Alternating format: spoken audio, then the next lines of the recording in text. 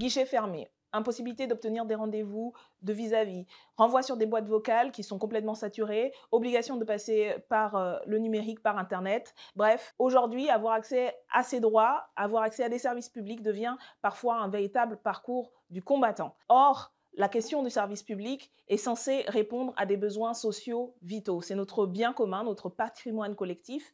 Et trois principes fondamentaux sont censés guider le service public. La question de la continuité, l'égalité et l'adaptabilité. Or, on ne peut pas parler de continuité quand, par exemple, les 3/4 des appels à l'assurance maladie n'aboutissent pas.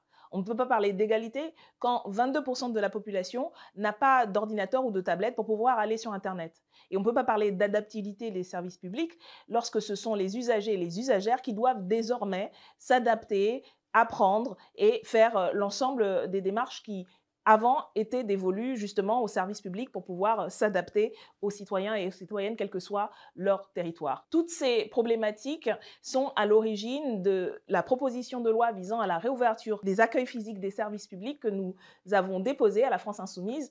Une proposition de loi qui part des besoins, des interpellations des associations, des citoyens localement et qui s'appuie aussi sur les travaux de la Défenseure des droits qui a demandé précisément de permettre cet accès physique tout au long de la procédure pour toutes les millions de personnes aujourd'hui dans notre pays, que ce soit dans les campagnes, dans les périphéries ou dans les centres urbains.